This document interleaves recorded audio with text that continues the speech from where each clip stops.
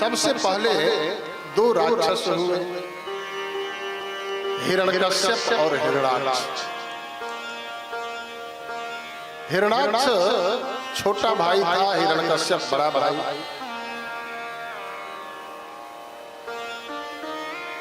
हिरण्याक्ष अपने भैया से कहा, भैया मैं दिग्विजय करना चाहता हूं, जाऊं? हिरण्यकश्यप ने कहा जाओ। तुरंत गदा उठा करके लड़ने के लिए चल दिया। आ करके सीधे स्वर्ग गया, जाकर गदा रख करके जोर से अट्टहास किया। देवता स्वर्ग खाली करके भाग गए। खूब बेइज्जत किया, गाली दिया, अरे लड़ते नहीं हो, हम लड़ने के लिए आए हैं, भाग गए स्वर्ग खाली करके। तब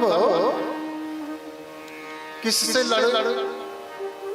समुद्र को ललकारने लगा जाकर के, समुद्र, हमने सुना है कि जब अपनी मर्यादा को लांघते हो तो पूरे पृथ्वी को अपने आहोश में ले लेते हो, इतना शक्ति तुम्हारे अंदर है, आओ हमसे युद्ध करो। समुद्र ने हाथ जोड़ लिया, तुम्हारे बराबर का योद्धा मैं नहीं हूं, अपने बराबर का योद्धा जाकर ढूंढो। समुद्र को बेइज्जती किया, को गाली दिया, चल दिया वहां से। रास्ते में नारद जी मिल गए। नारद जी से हिरण्याक्ष ने कहा, है बाबा, लड़ना भिड़ना जानते हो कि केवल नारायण नारायण करते रहते हो? नारद जी ने कहा कि लड़ना भिड़ना तो नहीं जानते हैं, पर लड़ाना भिड़ाना खूब जानते हैं। हिरण्याक्ष ने कहा, तब वही करो। बोले कि मैं जाता हूं उपाय करने के लिए, लड़ने वाला तुम्हारे पास खुद ही आ जाएगा। समझा करके नारद जी भाग लिए। घूमते घूमते कुछ नहीं समझ में आया तो हिरण्याक्ष पृथ्वी को ही उठा ले गया और ले जाकर के रसातल में डुबो दिया। पाताल में बैठकर देख रहा है, भगवान वराह रूप धारण कर लिए। बोलिए वराह भगवान की जय। जा जाके पृथ्वी को उठा लिया अपने सूंड पर। जो ही लेकर के चले, नीचे से जोर से पुकारा, आए जंगली सुअर। भगवान एक नहीं सुने, ला करके पृथ्वी को यथावत रख दिए और इसी पृथ्वी पर खड़ा होकर के प्रतीक्षा करने लगे। हिरण्याक्ष आया तो बोला कि तुमने हमको जंगली सुअर कहा? भगवान ने कहा, हाँ, आओ आओ, तुम्हारे जैसे ही ग्राम सिंहों का मैं प्रतीक्षा करता हूँ। ग्राम सिंह कहते हैं कुत्ते को, शेर होता है अपने ही गांव का, बाकी जगह नहीं। दौड़ करके आया हिरण्याक्ष, भगवान की गदा पर प्रहार किया। भगवान के हाथ से गदा छूट गया। अरे भगवान का गदा छूट नहीं गया, भगवान ने छोड़ दिया, क्योंकि उसकी लड़ने की इच्छा थी। भगवान लड़ा रहे हैं, फिर गदा उठा करके भगवान लड़ना प्रारंभ किए। खूब लड़ रहा है, जब थकने लगा तो गाली देने लगा। आज भी होता है, जब लोग कुछ कर नहीं पाते हैं तो गाली देते हैं, मार नहीं पाते हैं तो गाली देते हैं। भगवान को गाली देने लगा। भगवान एक झापड़ मारे, सोई प्राण पखेरु गोविंदाय नमो नमः। अब देवता लोग आकर के भगवान की स्तुति करने लगे। प्रभु आपने इसको किस लोक में भेजा है?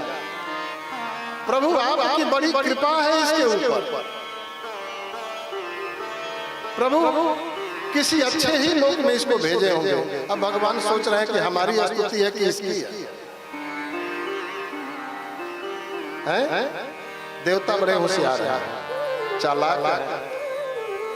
सोच रहे हैं कि आग फटी फटी देख रहा है, पता न जिंदा न हो, जिंदा होगा तो रहने नहीं देगा। तो ऐसी स्तुति करें कि उसको भी बुरा न लगे। भगवान समझ गए, एक पाद प्रहार किए, सोई पलट गया, आंखें बंद हो गई। अब देवता समझ गए कि ये मर गया है। तब भगवान की विधिवत स्तुति देवताओं ने करी।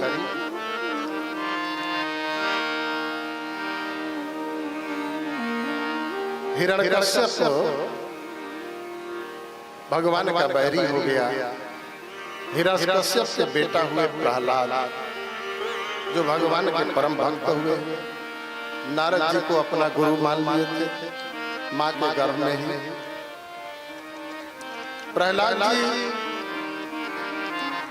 को हिरण्यकश्यप जब जान गया कि ये भगवान की भक्ति में डूबा हुआ है, प्रहलाद जी के साथ बहुत उत्पात करने लगा, बहुत अत्याचार किया, आग में जलाया, जहर पिलाया,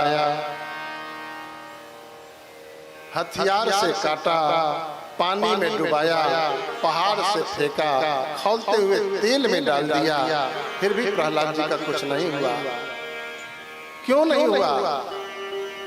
क्योंकि जो भगवान का भक्त हो जाता है उसका कुछ नहीं बिगड़ता है। घर न सुधारी पुकारहि मिताई। अब उसे लगा कि ये मरने वाला नहीं है, ये जरूर हमारा अहित करेगा। तुरंत खड़ग उठा लिया और बोला कि तेरा भगवान कहाँ है? प्रहलाद जी ने कहा हमारा भगवान कहाँ नहीं है, सर्वत्र है।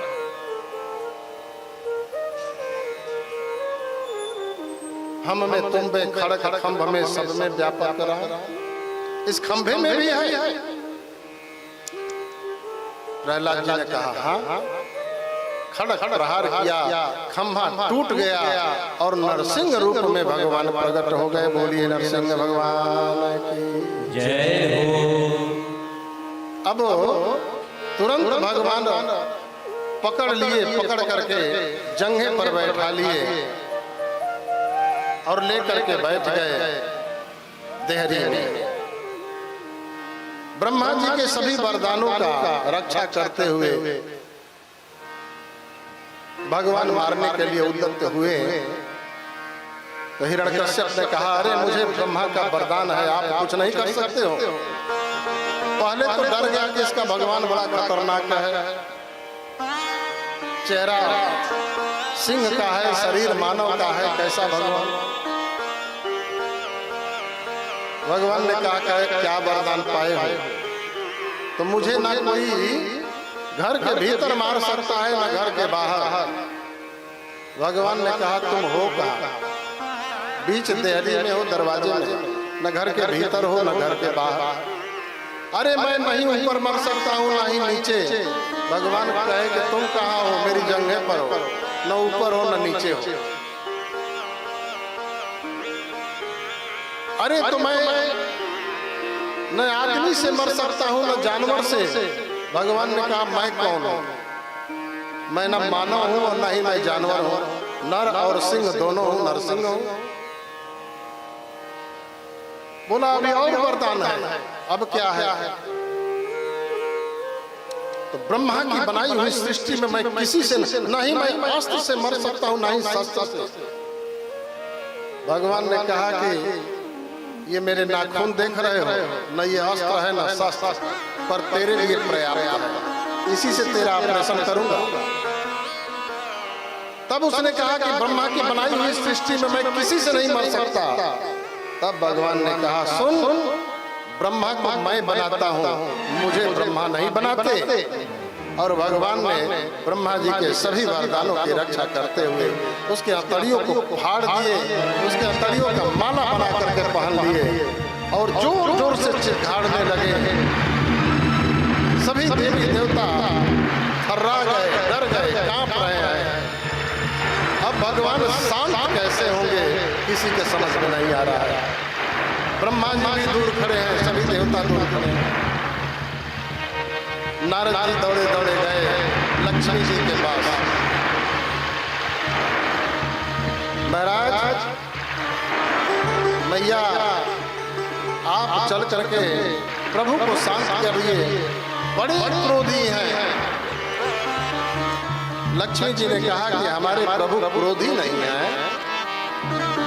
वो तो शांताकारम है, शांताकारम हो जाएगा सहना।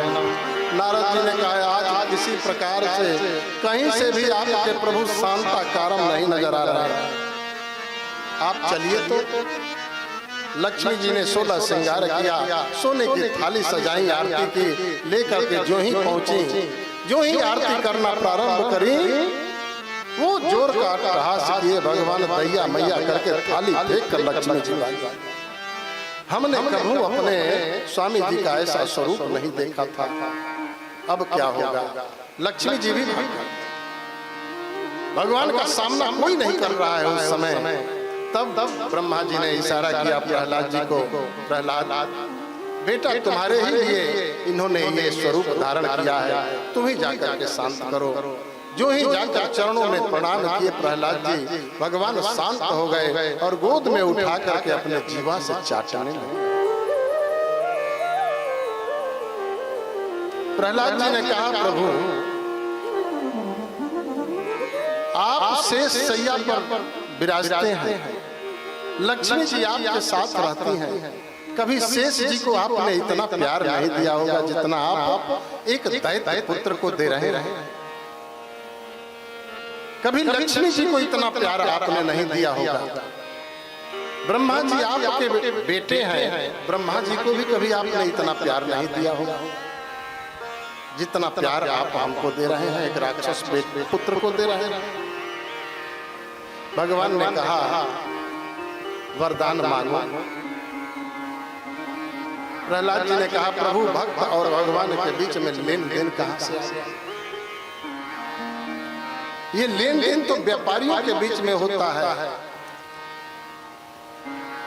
व्यवहार में लेन देन होता है, भक्त और भगवान के बीच में लेन देन नहीं होता। भगवान ने कहा तुम इस अपनी कामना से क्यों डरते हो? तब प्रहलाद जी ने कहा प्रभु संसार में सबसे ज्यादा यदि कोई नचाता है जीव को तो उसकी कामना नचाती है। एक कामना पूरी नहीं हुई कि दूसरी कामना प्रकट हो जाती है। इसलिए हमें कोई इच्छा ही नहीं है। जब कुछ नहीं मांगे प्रहलाद जी तो भगवान ने एक मनवंतर पर्यंत राज करने के लिए आशीर्वाद दे दिया।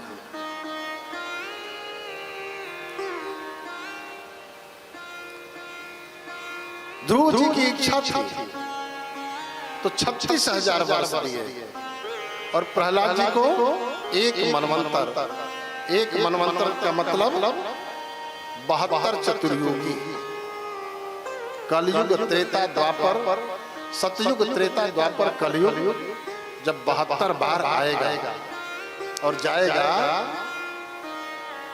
तो एक मनवंतर होता है।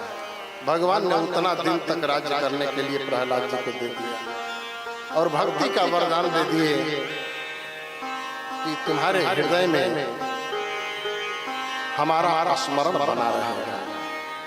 बोलिए वृंदावन बिहारी लाल की जय हो।